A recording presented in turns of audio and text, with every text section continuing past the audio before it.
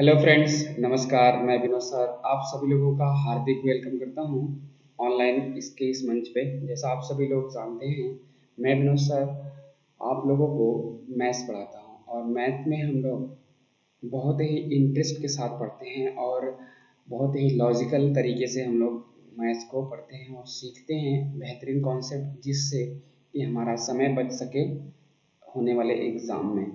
तो जैसा आप देख पा रहे हैं कि अभी आपके सामने एक टॉपिक है जिसको हम लोग डिस्कस करने वाले हैं, कंपाउंड इंटरेस्ट।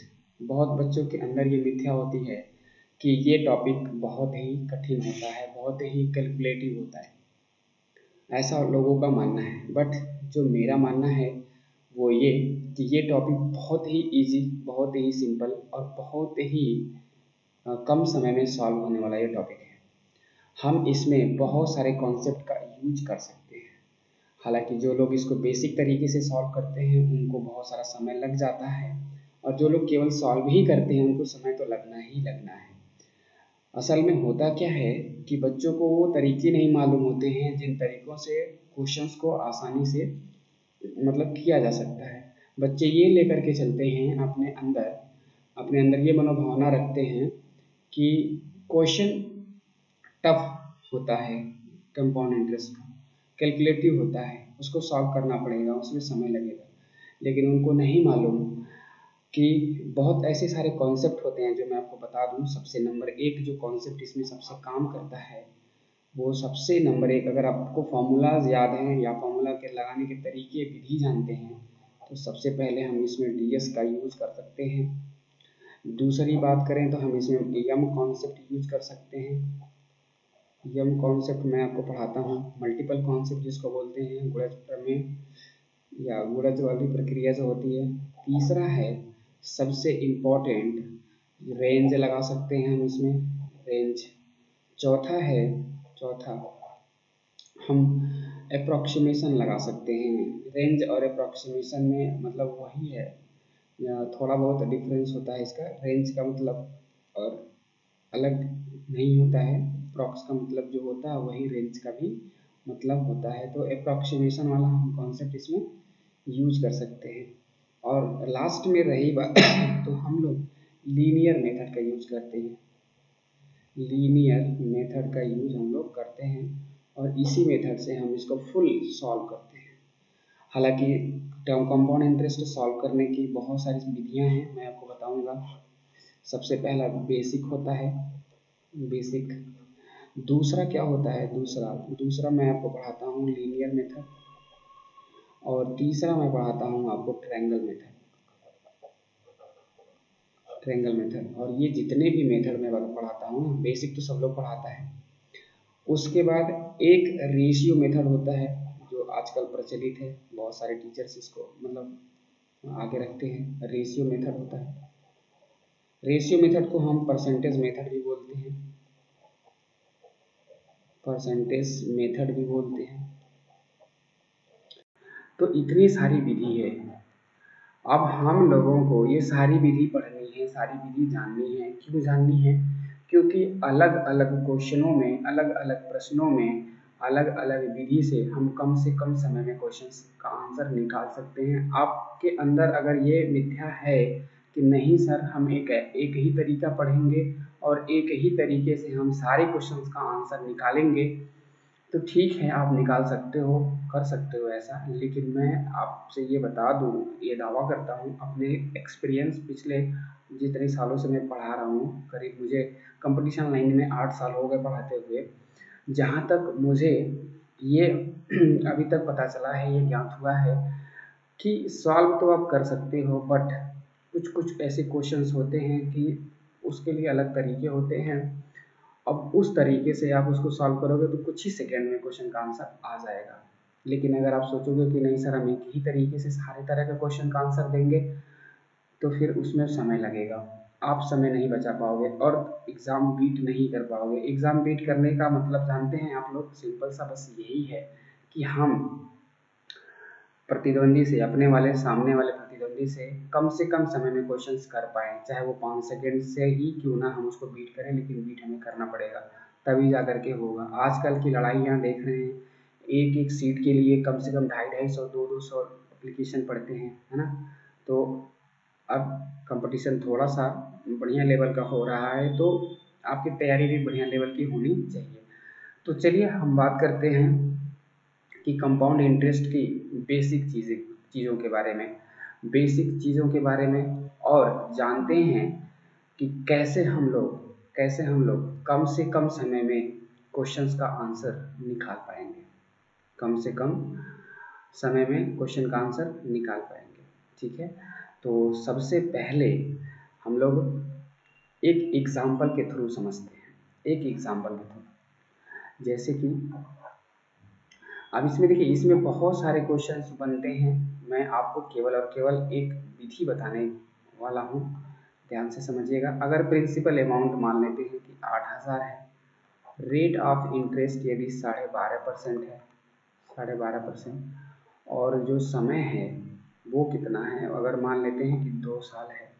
आपसे क्या क्या पूछा गया, अमाउंट पूछा गया, आपसे CI पूछा गया, आपसे CI माइनस SI पूछा गया, आपसे ओनली सेकेंड ईयर CI पूछा गया,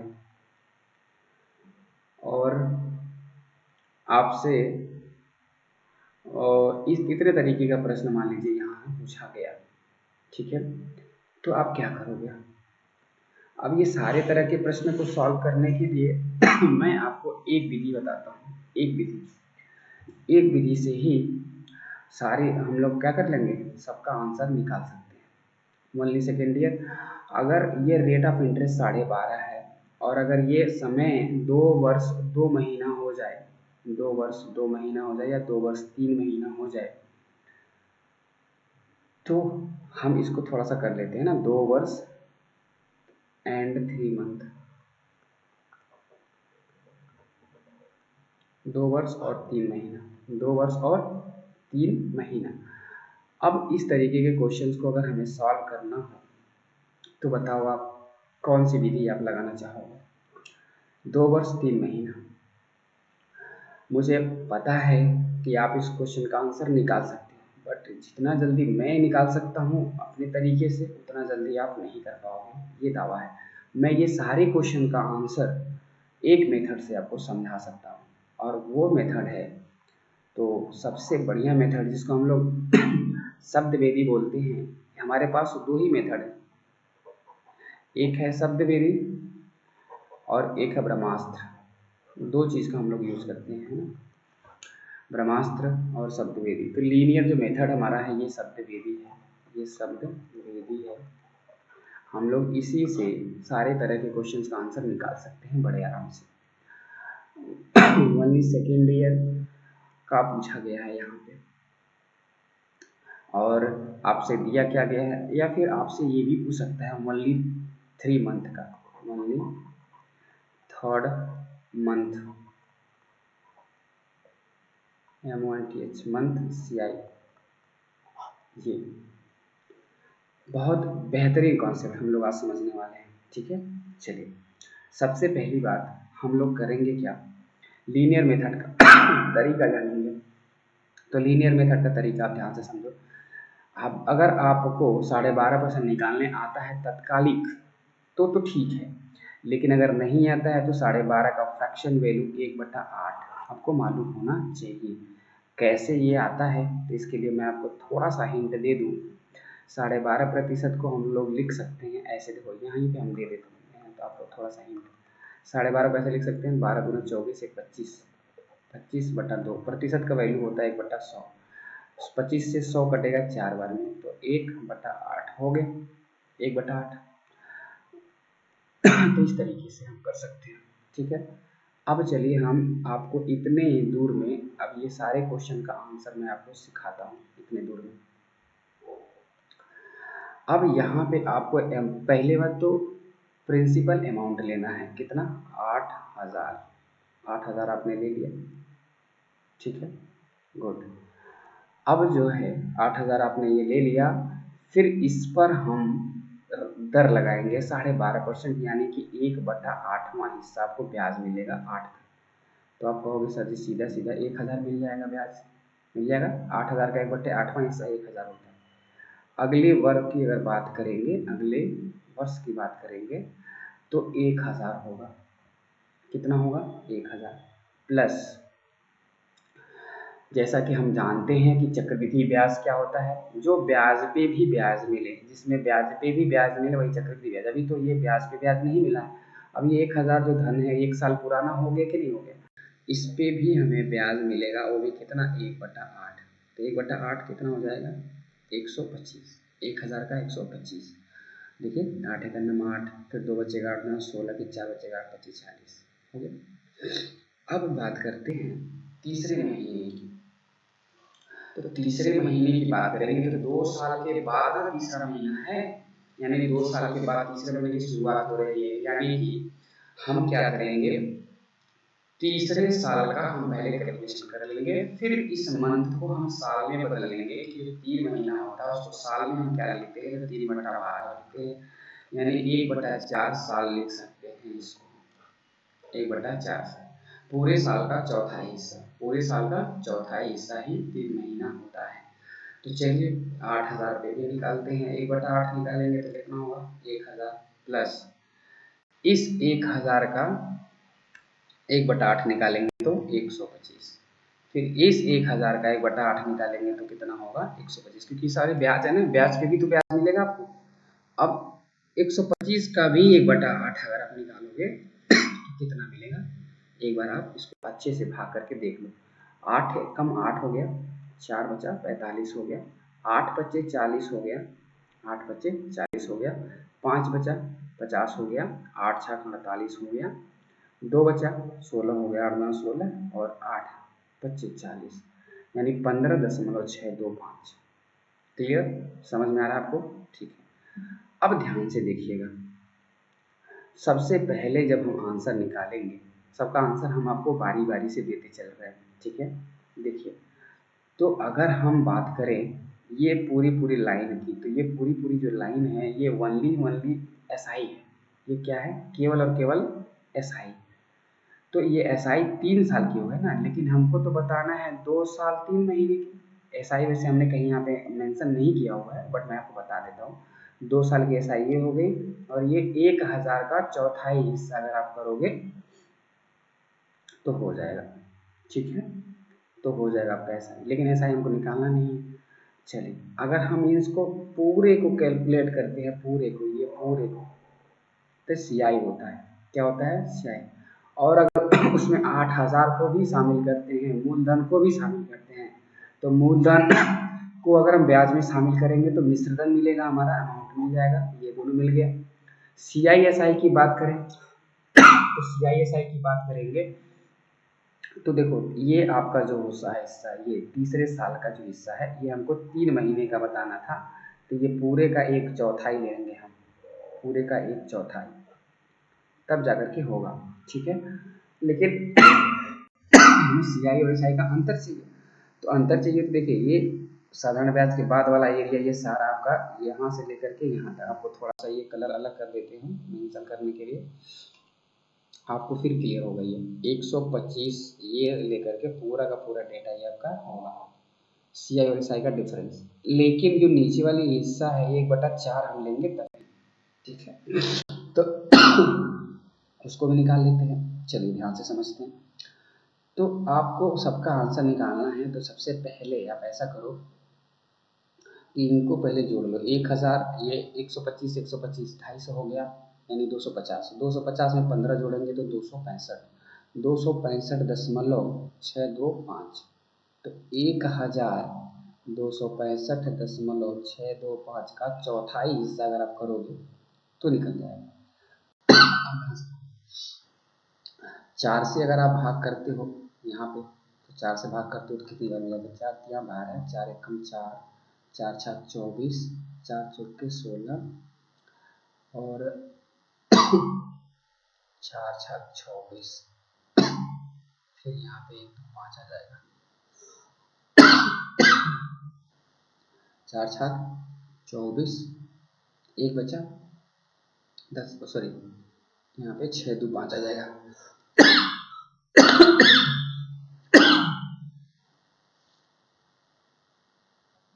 चलिए, तो आप अगर अब ये समझ में आ गया आपको, ये पूरा का पूरा 3 महीने का आपका ब्याज है, 3 महीने का। तो अब 3 महीने का ये पूरा ब्याज है ना पूरा, अगर कह रहा ओनली 3 मंथ, तो ओनली 3 मंथ का यही आपका आंसर हो गया, ठीक है, ओनली 3 मंथ वाला। फिर कह रहा केवल सेकेंड ईयर का ब्याज, तो केवल सेकेंड ईयर का ब्याज पूरा पूरा ये हो गया आपका 1125, यहाँ पर हम लिख सकते हैं 1125 यानी 1125 पूरा पूरा सेकेंड ईयर का ब्याज। CISI का डिफरेंस लिखना है, तो CISI का डिफरेंस आप यहाँ से लेकर इसका 1/3 करना पड़ेगा ना, तो 125 125 250 यानी 265। तो इसको हम एक बार आपको फिर से समझा देते हैं दूसरे पेन से, ध्यान से देखिए।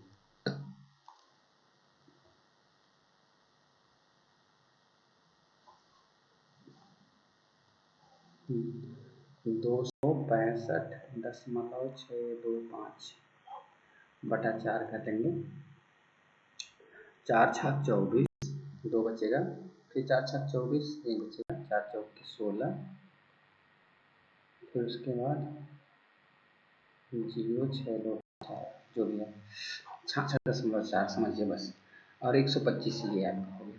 तो ये आपका क्या हो गया, CI और SI का डिफरेंस 125 66.4। तो 125 में अगर हम 66 जोड़ें, 66 ना जोड़ के अगर हम इसको 65 जोड़ते, 65 5 70 और 20 90 होता, तो 91 हो जाएगा। तो 191.4 हम इसको लिख सकते हैं 191.4, ये हमारा पहला वाला आंसर हो गया, मतलब CI/SI का डिफरेंस। CI केवल बात करें, अगर हम केवल CI की बात करें तो ये पूरा का पूरा CI होगा, जिसमें 125 और ये 3000, 3125 में 316 जोड़ना पड़ेगा, तो 3125 उसमें जोड़ना पड़ेगा 316 दशमलव जो भी है 4, तो 0.4 हो गया, 6 5 11, 2 1 3 1 4 हो गया, 3 1 4 हो गया, यानी कि 3441, 3441.4 ये होगा। अब 3441 में अगर 8000 को भी शामिल करें तो अमाउंट भी निकल जाएगा, अमाउंट भी निकल जाएगा। तो 8 3 11,000 हो गया, और 44.1.4 होगा। तो ये पूरा का पूरा जो है आपका पूरा पूरा आंसर आ गया। अब देखिए, अब आपको अगर ये क्लियर नहीं समझ में आया तो मैं आपको अलग अलग पेज पे अलग अलग तरीके से समझाने की कोशिश करता हूँ, यही सेम क्वेश्चन, ठीक है। चलिए ध्यान से समझते हैं।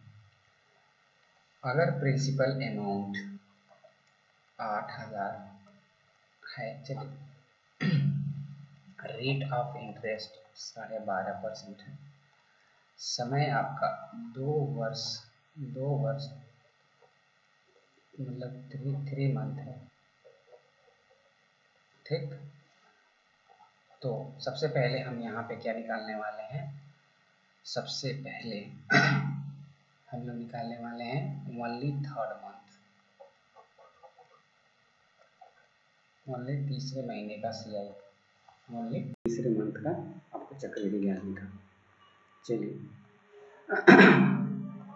8000 हो गया, 8000 पे 1/8 निकालेंगे तो 1000 होगा पहले साल का, दूसरे साल का होगा 1000,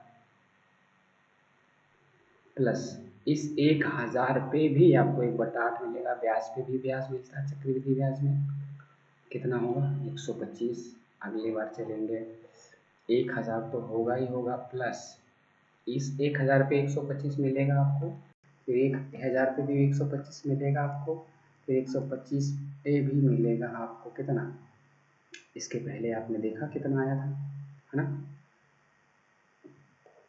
15.625 ये हो गया। तो ओनली थर्ड मंथ का निकालना है CI, तो ये आप जो है पूरा पूरा साल का है ना, पूरा पूरा साल का है, 2 साल के बाद यानी तीसरे साल का है पूरे पूरे। लेकिन हम 3 मंथ का देखें तो 3 महीने को साल में बदलें तो 1/4 साल होता है, 1/4 साल, यानी इस पूरे का 1/4 कर लीजिए, तो पूरे के 1/4 कैसे करेंगे, पहले जोड़ लीजिए 1000 फिर 250 यानी कि 265, तो 1265.625 बटा कर दीजिए 4। तो देखिए आपका आंसर क्या आ रहा है, 4 तिया 12, 4 एकम 4, 4 छाक 24, फिर 4 चौके 16, फिर आ गया 4 छाक 24, यह हो गया आपका 316.40625। ये है आपका केवल और केवल तीसरे महीने का ब्याज, ओनली थर्ड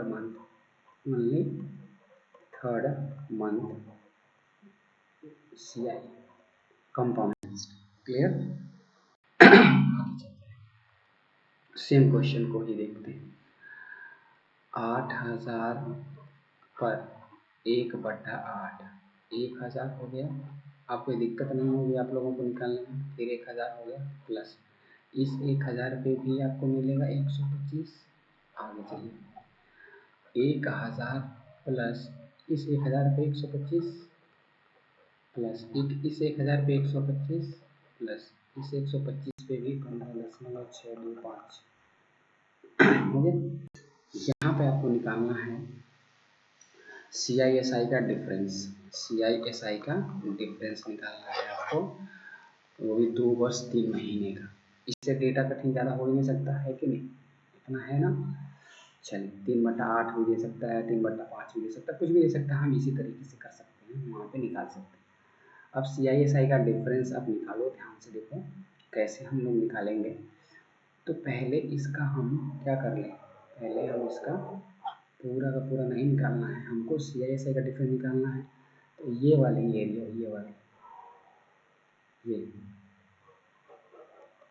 थोड़ा सा इसको दूसरे कलर से हम करते हैं, इनको हटा देते हैं ना। ये वाली एरिया आपको निकालना है, लेकिन ध्यान रहे कि ये पूरे साल का हो गया ना, तो इसका पहले हम क्या करेंगे, इसका 3 महीने का केवल निकालेंगे। कितने का निकालेंगे, 3 महीने का। तो निकाल देते हैं इसका 3 महीने का। तो 1/4 कर लेंगे, इसको जोड़ेंगे तो ये आ जाएगा आपका 265.625/4, ये आ जाएगा। तो हो गया कितना, 4 छाक 24, 4 छाक 24, 4 चौके 16, ये हो गया पूरा पूरा। अब ये है केवल तीसरे महीने का CI और SI का डिफरेंस, केवल तीसरे महीने का। लेकिन अगर हम 125 जोड़ेंगे तो पूरा CI SI का डिफरेंस निकलेगा। तो 125 को भी शामिल करेंगे और फाइनल आंसर हम लिखेंगे। देखिए कैसे जोड़ना है, तो आपको पता ही है, ये तो यही होने वाला है, यही रहने वाला है। 5 जुड़ेगा 6 में तो 11 हो गया, 2 जुड़ेगा 6 में 8 हो गया, तो 9 हो गया, और ये आपका 1 है 191.400625। ये आपका CISI का डिफरेंस, और ये कितने वर्ष का है, ये 2 वर्ष 3 महीने का है। ठीक है, क्लियर है। चलिए अब हम बात करते हैं अगले क्वेश्चन की। अगर अगला क्वेश्चन इसमें से कुछ पूछे तो क्या करेंगे। ठीक है, वैसे इतना तो समझ में आ गया होगा ना आपको। तो इसमें जितने भी तरह का प्रश्न बनेगा आप सॉल्व कर लोगे, अब कर लोगे। ये हमारा फर्स्ट क्वेश्चन था, और हमने इसमें 3-4 तरीके के क्वेश्चन निकालने सीखे। जो सबसे पहला हमारा था, इसमें बहुत सारा डेटा हो गया था, इसमें समझ में नहीं आ रहा था ना बच्चों को, इस वजह से मैंने अलग अलग बताया। फिर ये यहाँ पे आपको समझ में आ गया, तो इतना ही रहने देते हैं। ठीक है, फिर मिलेंगे हम लोग नेक्स्ट वीडियो में। Bye bye, take care, thank you.